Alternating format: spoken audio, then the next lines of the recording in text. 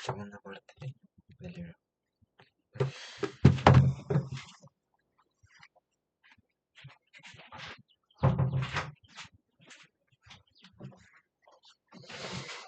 Segunda parte del libro. Ya.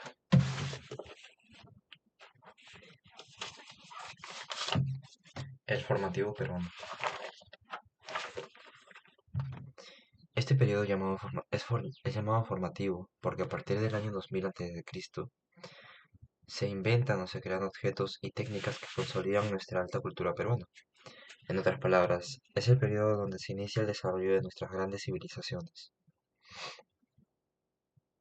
Formativo, grandes civilizaciones. El formativo inicial, 2000 a.C. Primera cerámica.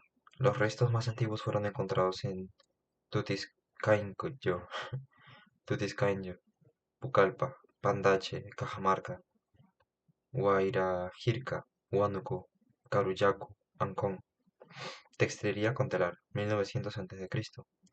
El más antiguo es Cachi, Ayacucho. Agricultura. En la costa se desarrolló la agricultura de regadío para paliar la sequedad.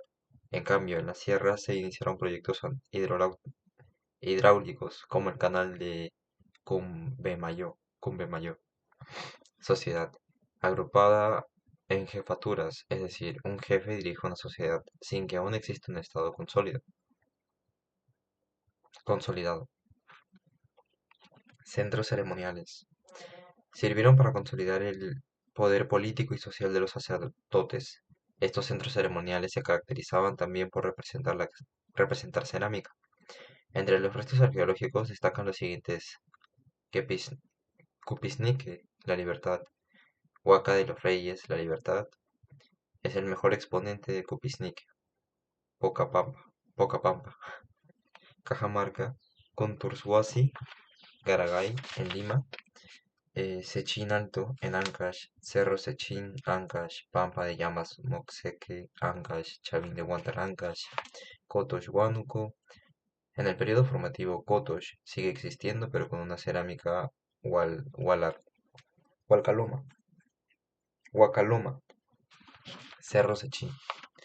Este lugar no llama la atención por ser el centro ceremonial más grande, sino por sus 400 esculturas líticas que presentan escenas iconográficas de descuartizamientos, ojos, brazos y piernas desmembradas, que están volando al lado de hombres, con armas en mano, como si fuese un ejército ganador de una batalla crudelísima.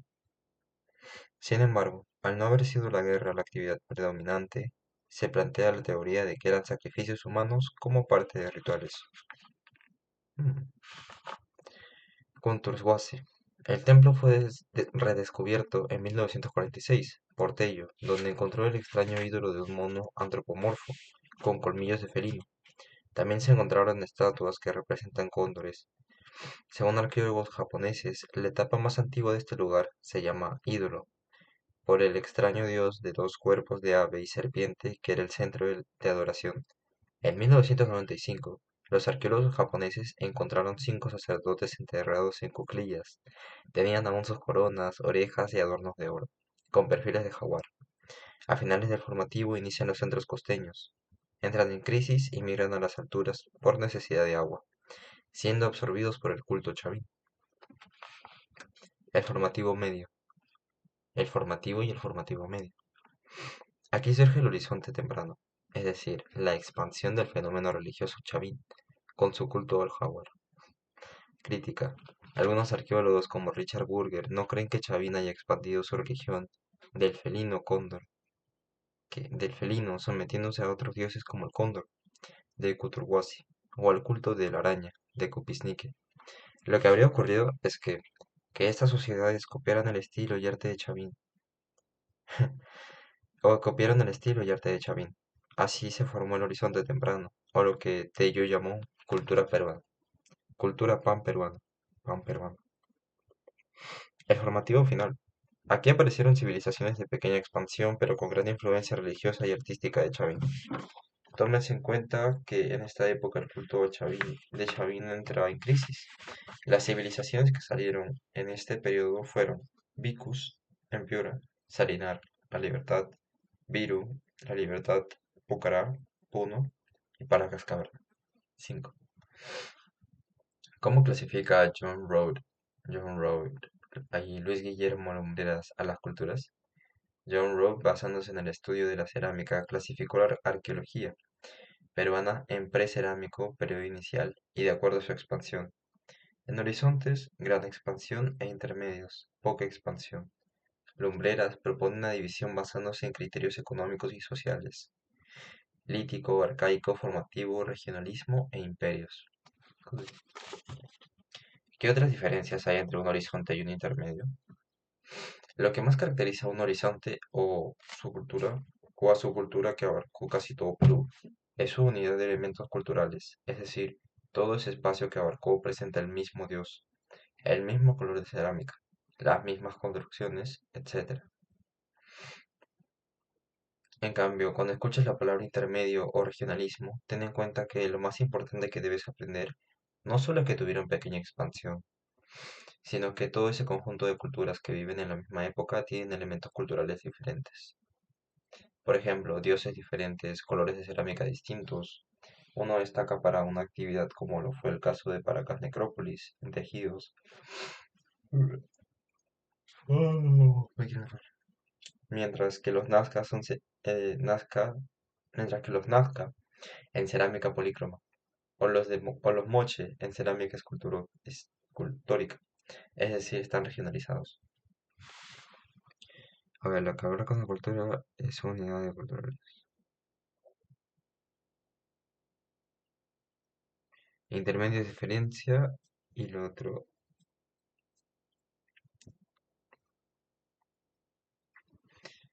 Entonces, horizonte es todo, todo igual. E intermedio es todo diferente. Ya está. Mm,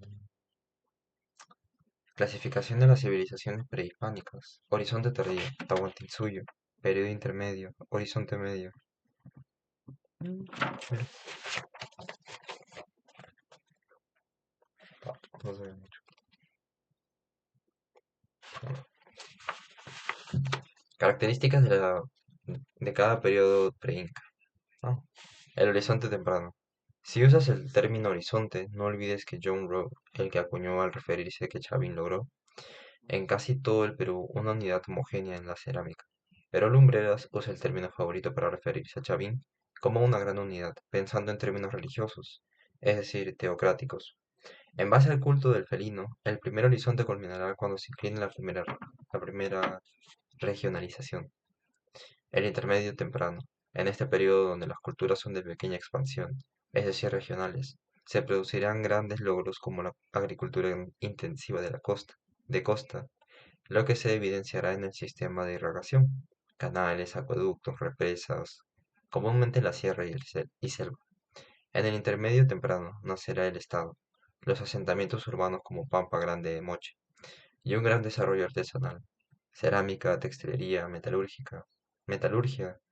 La cerámica de esta época será la más bella de toda la historia del Perú, muchas de ellas usadas con fines ceremoniales, e incluso empieza a usarse moldes en los moches. Será por esta razón que a este periodo también se le conoce como el de los maestros artesanos. Este periodo culminará con la expansión de Bori en casi todo el Perú y la de Tiahuanaco en toda la meseta del Collao. Horizonte medio. Las características más importantes del horizonte medio, representando por Tiahuanaco y Huari, lo cual tendrá la ciudad y el estado que va a consolidarse durante su expansión. Además, se notará grandes construcciones y población dividida en clases sociales, participando en la producción, es decir, trabajando para el grupo de poder. La principal diferencia entre ambas civilizaciones será que Huari es un estado conquistador y teocrático, en cambio Tiahuanaco es solo teocrático, colonizador. A pesar de que contaba con ejércitos, este periodo culmina con la desintegración de Huari y Tiahuanaco, lo que conllevó a la aparición del intermedio tardío.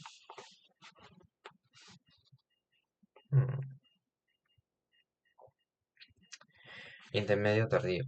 El periodo llamado también segundo regionalismo de constructores de ciudades se caracteriza justamente por la construcción de arquitecturas urbano-religiosas, donde vivía la élite y los artesanos especializados en tareas específicas. Estas construcciones se evidencian principalmente en la costa norte y central, en donde predominó una economía de canales de riego intervalias y el comercio a larga distancia. En la sierra, en cambio, va a predominar la economía del control vertical de pisos ecológicos, heredera del Horizonte Medio y estudiado por John Murray. El empleo de pisos ecológicos se observa principalmente en la cuenca de Huallaga, en el altiplano, reinos aymaras. Políticamente, las culturas de este periodo serán de diversos tipos de gobierno, reinos, señoríos y curucazgos. Es un estado centralizado con ciudades y aristocracia como Chimú. Una señoría es un estado sin ciudad, donde gobierna un señor desde un valle que controla los demás valles, como lo fueron los Chincha. Un curacazgo es más pequeño, pero no llega a formar estados. Además, al curaca lo elige la misma comunidad, debido a que las invasiones y guerras eran algo cotidiano en este periodo. Es normal encontrar pequeñas murallas defensivas. Este periodo culminará cuando los incas del Cusco, llamados en su primera etapa cultural Quilque, inician su expansión a partir del Inca Pachacútec. Teoría sobre la alta cultura peruana. Este es el capítulo 5. Teoría sobre la alta cultura peruana. ¿De dónde procede nuestra cultura peruana? Hmm. Las grandes innovaciones que nacieron en el formativo lo hicimos nosotros, por nuestra capacidad cerebral creadora, o simplemente ocurrió que vinieron civilizaciones extranjeras que nos trajeron sus conocimientos y por lo tanto debemos agradecerles a ellos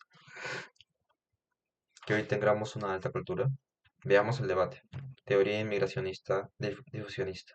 Max Uhle. En la década de 1910, el alemán Federico Max Uhle sostuvo que la cultura peruana provenía de una migración maya de Centroamérica, Mesoamérica. Dio a entender que antes que los mayas llegaran, los antiguos peruanos eran un montón de descerebrados, primitivos, ignorantes e incapaces de hacer por nuestra propia iniciativa las grandes civilizaciones. El difusionismo era una corriente antropológica que negaba la capacidad creadora de un pueblo y más bien afirmaba la difusión de un foco cultural a otro. Maxwell le dijo además que las primeras culturas se originaron en la costa, llamándolas Proto-Chimú, Proto-Nazca y Proto-Lima. Al llamarles proto, daba a entender que se estaba en proceso de desarrollo. Sus pruebas se basaron en semejanzas en arquitectura, pirámides, truncas, iconografía en cerámica y semejanza en vocablos. Esta teoría fue descrita por Julio César Tello al descubrir que Chavín era más antigua que las culturas costeñas. Añadió que Max Ull estaba equivocado porque si fuera cierta su teoría, entonces, ¿por qué los antiguos peruanos no conocieron la escritura maya? Se supone que le debieron de haber enseñado. ¿Y por qué los mayas no se llevaron nuestros auquénidos? Además, las semejanzas en iconografía, en las pirámides, truncas y en algunos vocablos parecidos no son pruebas abundantes para creer. Teoría autoctonista o evolucionista. Julio César Tello. Teoría autoctonista o evolucionista de Julio César Tello. En los años 20, Julio César Tello salió a defender al Perú ante la teoría de Ulle.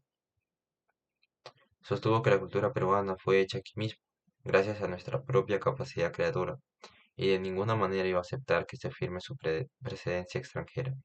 Añadió que la primera civilización surgió en los Andes, pero detalló que los que construyeron las civilizaciones Chavín provenían de la selva amazónica, exactamente de la etnia Arawaks.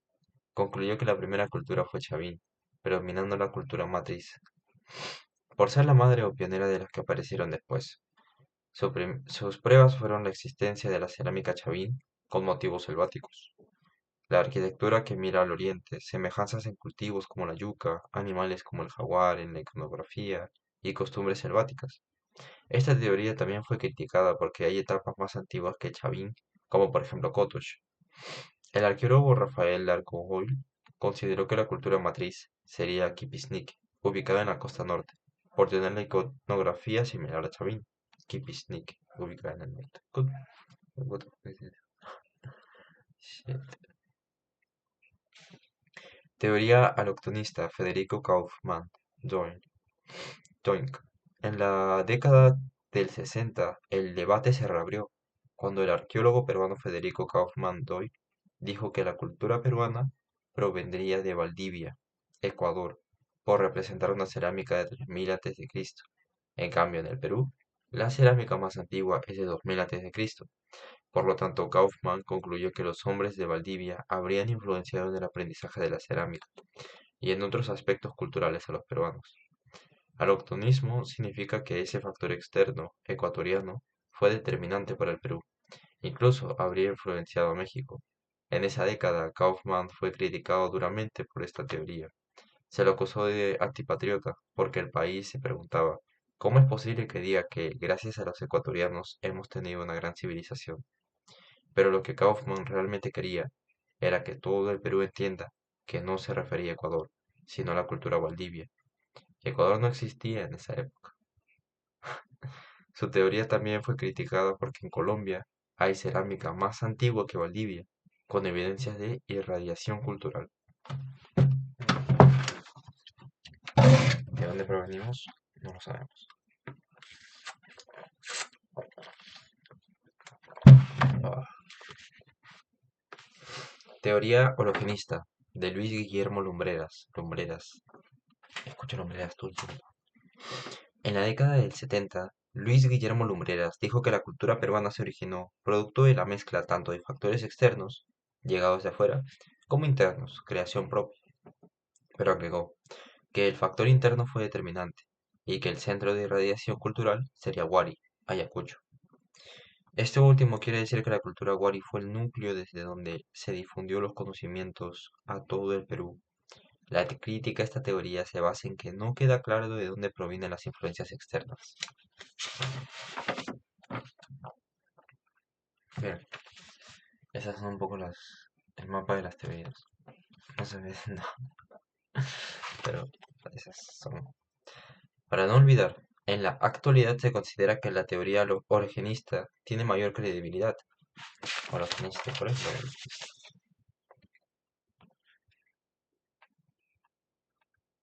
de Luis Guillermo Lumbreras. Tanto factores externos como internos. Eso es lo que decía Lumbreras. Pero es polémica porque no se sabía, no se ahondaba más en los factores externos, no ahondaba más en los factores externos. Luis Lumbreras, en algunos libros y con mucha humildad, acepta que la teoría de Kaufman es la más creíble. Ambos aún viven y han sido reconocidos como grandes arqueólogos y científicos sociales. Lumbreras ha sido director del Instituto Nacional de Cultura, mientras que Kaufman tiene varios doctorados en historia y arqueología. Lamentablemente sus títulos no fueron impedimento para que el gobierno de Alejandro Toledo 2001-2006, la primera dama Eliana Karp, lo calificara de pobre infeliz. Sucedió en el contexto del viaje a Estados Unidos, en unas nomias chachapoyas que fueron llevadas sin permiso por la primera dama para una exhibición. Espera. Lamentablemente sus títulos no fueron impedimento para que el arqueólogo, para que en el gobierno de Alejandro Toledo de 2001-2006, la primera dama Eliana Karp lo calificara de pobre infeliz.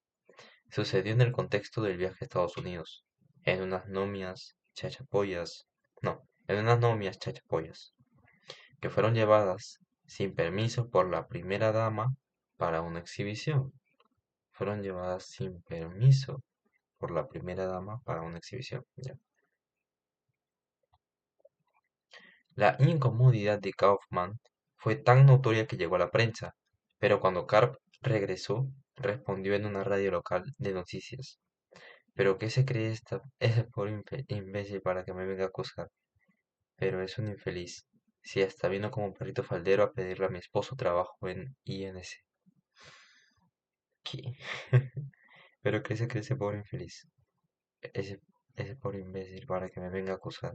Pero es un infeliz. Si hasta vino como perrito faldero a pedirle a mi esposo trabajo en el INC, Instituto Nacional Cultural. De más está decir que el poder ciega y no mide las palabras. El poder ciega y no mide las palabras. Personalmente puedo confesar que conocí por primera vez a Kaufman aproximadamente hace 10 años en una conferencia que hizo en el Centro Cultural o Casona de San Marcos. ¿Casona de San Marcos? Ya. Al culminar la misma, estreché su mano en señal de respeto y agradecimiento por todo lo que aprendí gracias a sus libros de arqueología. De esas experiencias, uno nunca olvida.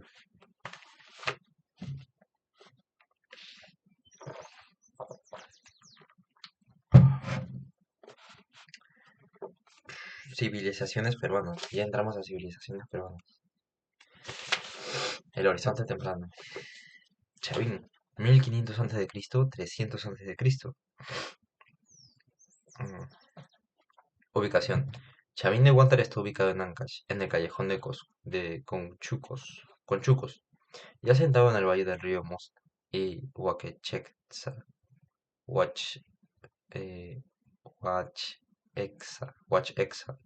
Esta ubicación fue clave por su fácil acceso, ya que está conectado con varias regiones y por su óptima ubicación con los astros para llegar a Chavín. Primero, tenemos que tomar ómnibus en la carretera panamericana e irnos hacia el norte.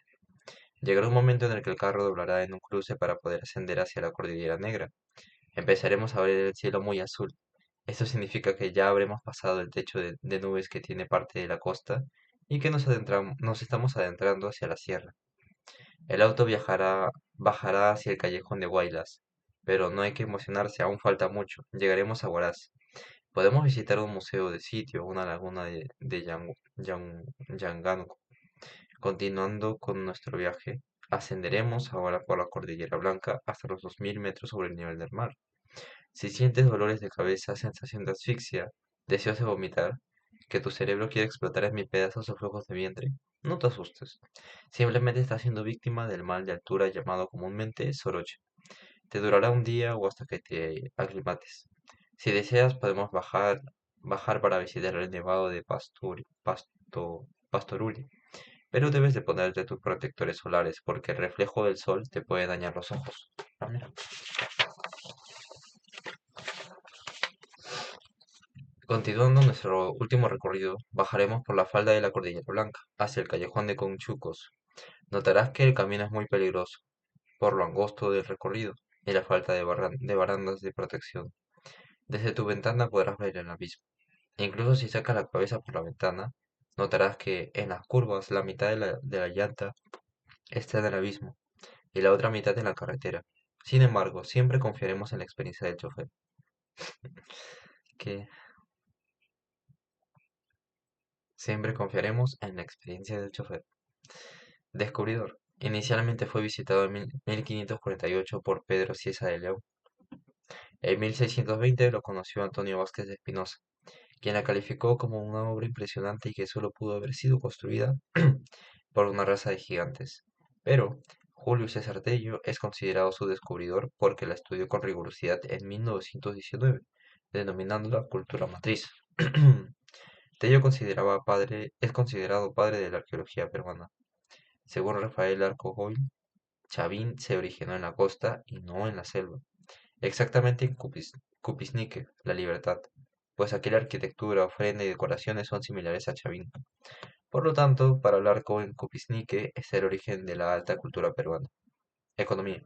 Su base fue la agricultura y la ganadería. Difundieron el cultivo del maíz. Sociedad. Chavín fue teocrático, es decir, fue el gobierno de los dioses representado por los sacerdotes. No tuvieron ejército. Su poder se basaba en conocimientos astronómicos, estudiando el cielo. Habían llegado a conocer y predecir los huaicos y sequías, las temporadas de siembra y cosecha. Aprendieron a entregar pronósticos a cambio de excedente de producción de la población, tributos de comida. Tengo poderes divinos y si no me pagas sus tributos les mandaré una maldición climatológica. La gente caminaba desde muy lejos para conocer el gran templo de Chavín y suplicar al sacerdote por un buen pronóstico. Chavín de Huántar atraía tanto como la Jerusalén de los cristianos o la Meca de los árabes. Cactus de San Pedro usado como alucinógeno. Ah, mira, ese cactus se utilizaba como alucinógeno. Arquitectura. El material empleado en la costa fue el y en la sierra la piedra, el adobe, y en la sierra la piedra. En la costa fue el adobe, y en la sierra la piedra. Cuando la población quedó convencida del poder de los sacerdotes debido a sus acertados pronósticos, los obligó a que les construyeran sus templos bajo amenazas de venganza divina. Ya te estarás imaginando que esas construcciones de piedra que hoy nos llenan de admiración y respeto están manchadas de sangre de la población explotada que fue obligada a trabajar. Una singularidad, una singular variedad de formas presenta su arquitectura. Pirámides truncas vistas desde el cielo, tienen forma de herradura o forma de U. Plazas circulares, cuadrangulares, hundidas y laberintos subterráneos,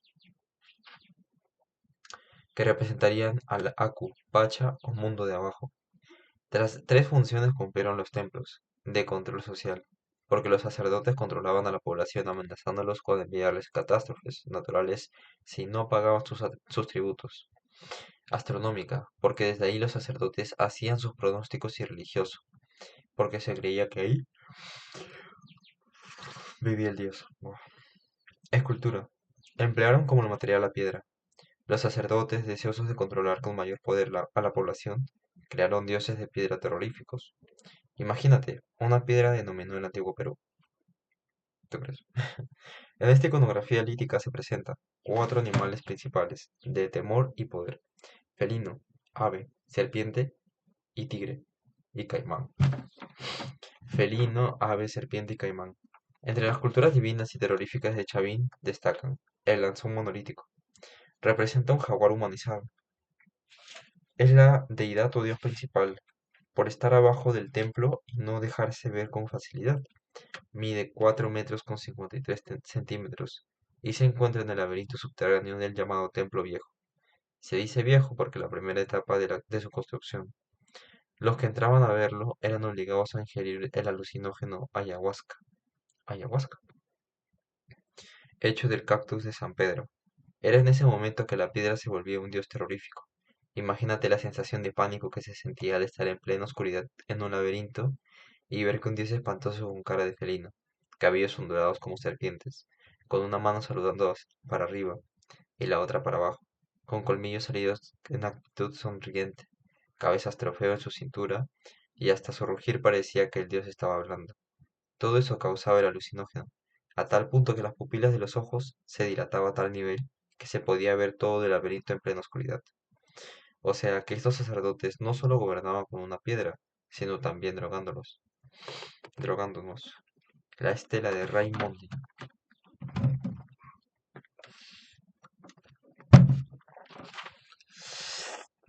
Era llamado también dios de los báculos o Huiracocha. Tenía la representación de un humano, mezclados con ave, felino y serpiente, agarrando dos bastones que parecían rayos inicialmente. ¿Qué es esto? Mm.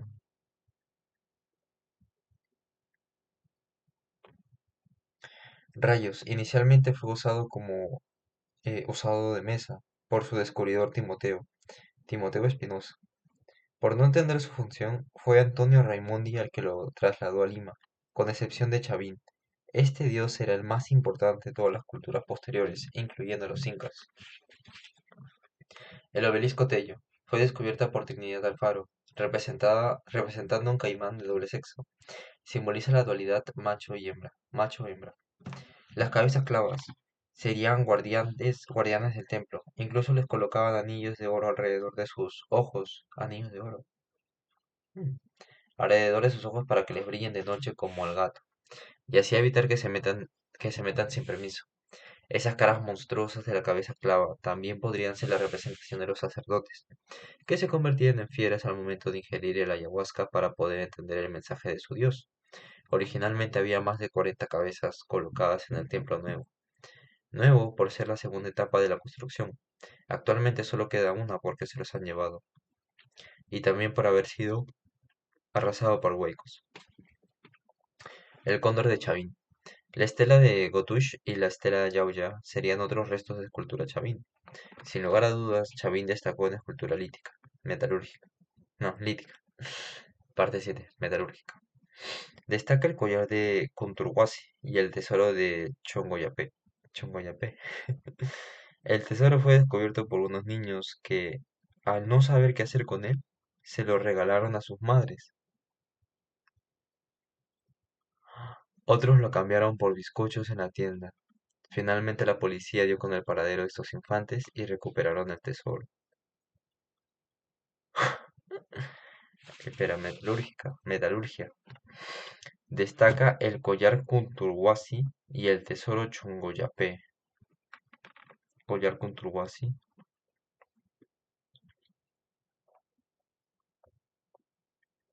Collar Kunturwasi. El tesoro fue descubierto por unos niños, que al no saber qué hacer con él, se lo regalaron a sus madres. Otros lo cambiaron por bizcochos en la tienda. Finalmente la policía dio con el paradero de estos infantes y recuperaron el tesoro. Cerámica. Caracterizado por ser monocroma, negro gris, globular, con asa, goyote, estribo. Un pico de base plana y con uso de la técnica incisa. Incisa significa que decoraba la arcilla antes del horneado, con líneas y figuras que representaba el felino. Incisa, como dibujar. Fin. Las catástrofes naturales, posiblemente un fenómeno del niño, ocasionaron la falta de credibilidad en los sacerdotes por errar en sus pronósticos. Esto motivó que la población decepcionada deje de tributarles con el tiempo. Con el tiempo, los sacerdotes abandonarían el templo por falta de tributos con que mantenerse. La población se dio cuenta de que podían mantenerse por sí mismos y buscar sus propias soluciones. Así nacería la primera regionalización. Paracas. Significado. Cabeza de frente larga. Paracas, cabeza de frente larga. No soy yo. Podrían significar lluvia de arena. Ubicación. Paracas está en Ica, a 18 kilómetros al sur de Pisco, pero ocupó los valles de Chincha, Pisco, Ica y Río Grande para obtener agua. Hicieron campos, hundidos y canales de irrigación de piedra. Descubridor. Paracas Cavernas fue descubierto en 1925 por Julio César Tello con Samuel Latrap. Necrópolis lo descubre Julio César Tello en 1927 con Toribio Mejía Shespe. Paracas Cavernas. Las tumbas presentan formas botelliformes, forma de botella o uterina, 8 metros de profundidad, donde se han encontrado fardos embalsamados, momificados en posición fetal. Esto fue por la creencia de que volverían a nacer. Tello descubrió Paracas al caerse por... Tello descubrió Paracas al caerse por un accidente. Al fondo de la tumba, ahí descubrió que los cuerpos estaban momificados y envueltos en muchas telas. Tello descubrió Paracas al caerse por un accidente. Al fondo de la tumba, ahí descubrió que los cuerpos estaban momificados y envueltos en muchas telas. Cuando un poblador moría, se le abría el cuerpo extrayéndole los órganos vitales, los músculos de las extremidades y hasta el cerebro. Seguidamente les cosían la piel y doblaban el cuerpo en la posición fetal. Así se realizaba la técnica de momificación. Se concluye que la tumba en forma de botella en realidad representaba el útero de la madre tierra, la Pachamama. Momificación, embolsamiento. Embalsamiento. No sé si se... Creo que sí. Bueno, más o menos. La arquitectura fue hecha de a- adobitos a mano. Sus monumentos son Tajahuana, Media Luna, Cerro Colorado, Cabeza Larga, Carua, etc. Influencia. Presentan influencia chavín, evidencia en el tejido carwa, donde se puede apreciar el dios oculado llamado Kon, un felino o gato volador que se deja llevar por el viento. La cerámica. Fue polícroma, con dos picos y asa puente. Usaron la técnica post-cocción, es decir, pintaban la cerámica después del horneado. Esta técnica también fue llamada de la pintura fugitiva porque se sale con el tiempo. Cerámica cavernas. Paracas Necrópolis. Las tumbas. Presenta tumbas rectangulares de 2 a 3 metros de profundidad, con casi 500 fardos embalsamados. Necro significa muerto y polis es ciudad, ciudad muerta, ciudad de muertos, tumba de necrópolis. Mm. Arquitectura. Sus monumentos fueron Topará, Huaricayán y San Pablo, pero sobre todo destaca la Huaca Soto. En cambio, la Huaca Alvarado y la Huaca Santa Rosa habrían sido poblaciones. Influencia. No hay fuerte influencia de Chavín, pero si algunas telas son figuras demoníacas. Influencia. Cerámica. Fue monócroma. Usaron la técnica precocción, es decir, pintaba la cerámica antes de meterla al horno. Los Paracas Necrópolis destacaron la textilería. Presentan los tejidos más bellos, con telas decoradas con figuras geométricas llamadas tocapús, que sería una posible arquitectura. Pero además sus finos mantos tienen la lana fina de de auquénido, hilos de oro, plumas de aves y hasta cabellos humanos. Los tintes son tan vivos que cualquier turista podría pensar que han sido confeccionados recientemente. No puede ser. No te vayas a confundir ni olvidar que Paracas Cavernas perteneció a la época final de Chavín, pero Paracas Necrópolis es el periodo intermedio, temprano o primer regionalismo, porque ya no presenta influencia de Chavín. Noticia arqueológica. Los mantos Paracas no solo han sido robados y vendidos al extranjero por inescrupulosos huaqueros. Espera. Los mantos Paracas no solo han sido robados y vendidos al extranjero por inescrupulosos huaqueros. Uno de los secretos más grandes del tráfico de joyas arqueológicas ocurrió en 1929. El rey de España, Alfonso XIII, invitó al presidente Lejía a Madrid para su cumpleaños, y no se le ocurrió mejor idea que llevarle 4 mantos Paracas que los extrajo del Museo del Pueblo Libre. Tello era director del museo y no permitiría que los mantos salgan, pero el dictador, con resolución suprema, dio la orden. Basadre cuenta que cada vez que Tello volvía a contar esta historia tomando un café, no podía evitar verlo derramar algunas lágrimas. Por eso Basadre dijo a España, dispuesto a regresar con los 4 mantos. ¿Qué? Por eso Basadre viajó a España dispuesto a regresar con los 4 mantos. Grande fue su sorpresa al llegar a Madrid, pues solo había 2 tejidos. Los otros 2 estaban viajando por todos los museos de Europa que se peleaban por tener el privilegio de exhibirlos. Aquellos mantos nunca volvieron al Perú. Desde 1929, Julio César Tello se puso a llorar.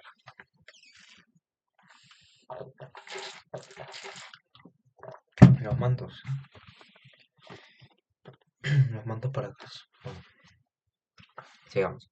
Deformaciones craneanas. Su objetivo era lograr la diferenciación social, distinguirse de diferentes pueblos y de élite, distinguir las clases sociales. Deformación.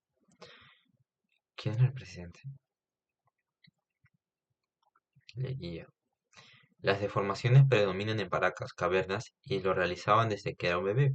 Le colocaban tablillas amarradas alrededor de toda la cabeza para causar presión y lograr el alargamiento.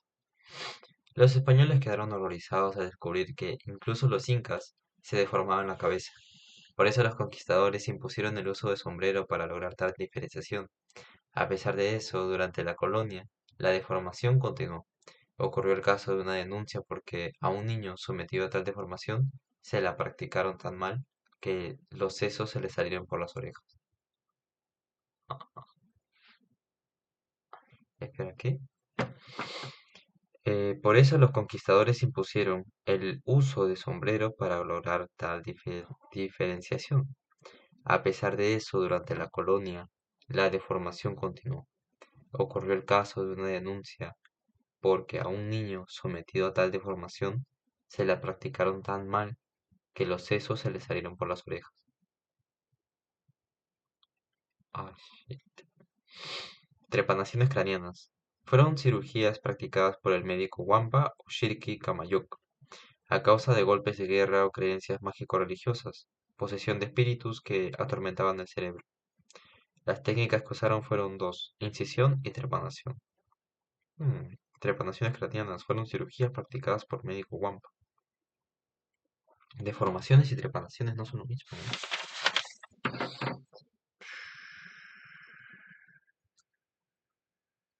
Algodón y gasa. mm, mm, Raspado. Su anestésico fue chicha de jora y coca triturada. Raspado consiste en pelar el cráneo hasta que la masa encefálica, la incisión consciente, primero en cortar el cabello, hasta la piel para ver el hueso. Luego con el cuchillo tipo Tumi cortaban el cráneo y luego metían algodón para absorber la sangre coagulada. ¿Qué era? ¿Qué? Luego con el cuchillo tipo Tumi cortaban el cráneo. Luego metían algodón para absorber la sangre coagulada. La obturación que quedaba la tapaban con una lámina de oro o con cáscara de calabaza. ¿Se puede saber si el paciente sobrevivió a la intervención? Pues sí se puede saber. Si la obturación presenta regeneración celular, se formaba un callo óseo hasta cerrarlo por completo, notándose la marca. Entonces, el paciente siguió vivo. Pero si el hueco u obturación está cortado sin evidencia de hueso que haya crecido, significa que el paciente no sobrevivió en la sala de operaciones. Mm. Fin. Paracas se fue transformando en Nazca. Vicus. De 0 a 500 después de Cristo. Vicus. Oh. Ubicación de Vicus. Ubicación. Vicus está en el departamento de Piura. Comprendió las provincias frías de Chulucanas, Vicus, Huancabamba y Morropón. Descubridor. Vicus fue descubierta por los huaqueros. Las piezas robadas fueron llevadas a Suiza. El Perú se enteró de esta cultura por fotografías enviadas desde allá. ¿Te imaginas? Raros Matos Mendieta le puso el nombre Vicus en 1969. Ya desde 1963, el diario El Comercio denunció que en Piura había una fiebre de guaquearía tan fuerte que incluso los campesinos habían dejado sus campos para guaquear. Por eso llegó Ramiro Matos para rescatar lo que se pudiera. Al llegar encontró que hasta habían usado palos y camiones. Toda una guaquería organizada. Los guacos, las guacas, los guacos, guaquería, guaqueros. Tumbas tenían formas de bota y una profundidad de 18 metros. No se encontraron cadáveres, solo sus dientes por una acelerada putrefacción. También ceniza, cerámica, metal, tejidos e instrumentos musicales. Economía y sociedad. Desarrollaron la agricultura con canales de irrigación. Tuvieron una sociedad militarizada. Los hombres sobre las mujeres. Tumba vicus. Forma de voto. Cerámica. Fue monócroma, con vasijas escultóricas. Espera, espera.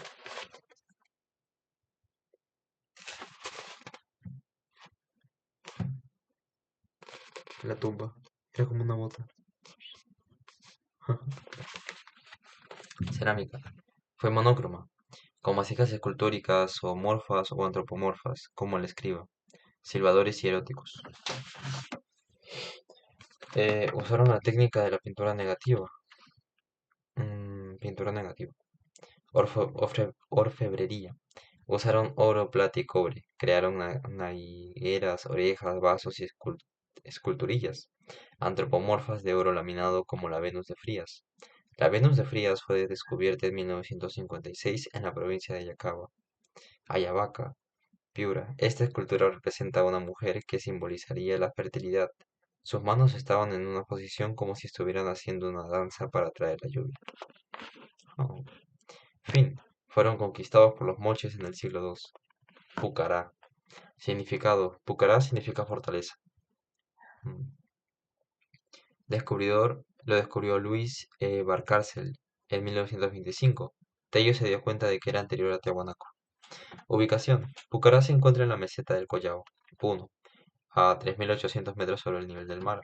Economía. Priorizaron la ganadería y el cultivo de tubérculos como papa, uyuco, maíz, quinoa, etc. Fueron los primeros en denominar las técnicas de agricultura y ganadería de altitud. Los Púcara construyeron andenes para controlar la erosión de los suelos y la cantidad de agua de las lluvias. De esta forma se aprovechan al máximo las tierras, ah, se aprovechan las tierras cultivadas. También hicieron warus, llamadas también chacras elevadas. Arquitectura. Pucará significa fortaleza, pero realmente fueron el conjunto de templos hechos de piedra. El más importante es Kalasaya. Calasayá, Calasayá. Superaron un corte lítico en forma, pulimento y en una unión de rocas a Chavín. Para Kaufmann, Paracas Cavernas, de influencia chavín, transmitió a Pucará su religión y esta a su vez a su asesora Tiahuanaco, ambas en el altiplano. Por eso cuando estudies Tiahuanaco, no te sorprendas que tengas muchas similitudes con Chavín. Escultura. Sobresale la estela de Guayaconda, de Atuncoya y la estatua de El Degollador, personaje hecho en piedra cogiendo en su mano una cabeza de trofeo. Una cabeza de trofeo. Wow. Uy, está chévere. El Degollador. Esta imagen terrorífica también está en algunos platos de cerámica doméstica, posiblemente para que en la casa se mantenga el temor por este dios. Cerámica. Fue incisa y polícroma. Incisa las decoraban después del horneado. Y polícroma destaca, polícroma quiere decir que destaca el color rojo y gris. Nuestras representaciones míticas de humanos y animales en las que sobresale el felino. Fin. Pucará se fue transformando en Tiahuanaco. Salinar, 400 a.C., 100 después de Cristo. Ubicación. Salinar se ubicó en el departamento de La Libertad. Descubridor Rafael Larco Oile. Economía. Agricultura de riego. Construyeron huachaques, chacras hundidas. Arquitectura. Su material fue de adobe. Entre sus monumentos destacan Cerro Arena, consideraba la capital, en donde se instaló la nobleza gobernante, la cual era protegida por un ejército de nobles guerreros, amparado por sacerdotes. Dos Cabezas es otro monumento arqueológico que representa un centro ceremonial. Cerámica. Predomina la pintura blanca sobre el fondo rojo. Características. Destacan las siguientes características que se le consideran descendientes de los Kupisnike. La libertad. De los Kupisnike. Se deformaba la cabeza y se tatuaba por medio de incisiones. Sus cadáveres están en posición extendida, envueltos de tela y rodeados de cerámica con las piernas un tanto cruzadas. Algunos están mirando al mar. Fin. Los virú se desplazaron. Virú o gallinazo. 100 a.C., 500 después de Cristo. Ubicación. Ubicación en el departamento de La Libertad. Descubridor Rafael Arcoil. A ver, con eso terminamos. Características. Destacan las siguientes características. Es contemporánea a Salinar, aunque Virú sobrevivió más tiempo. También fue contemporánea con Moche en sus primeras etapas. Toma su nombre por el río Virú, lugar donde el arco encontró desperdigado 11 restos alrededor del río. ¿Qué? Toma su nombre por el río Virú, donde el arco encontró desperdigado 11 restos alrededor del río. Bennett lo llamó gallinazo por ser el nombre del lugar del valle de Virú. Sin embargo, ahí no hay gallinazos.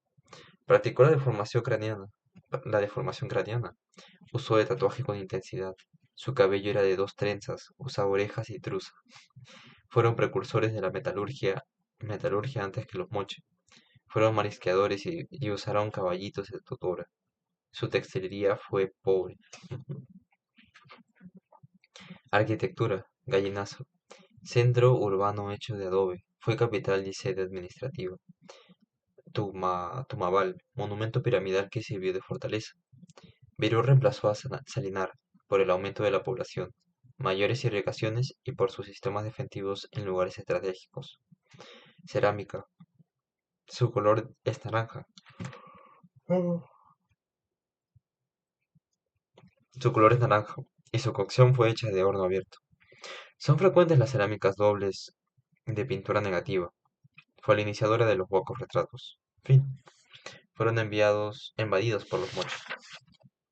Bueno, justamente a tiempo. El intermedio temprano. Ya, para mañana.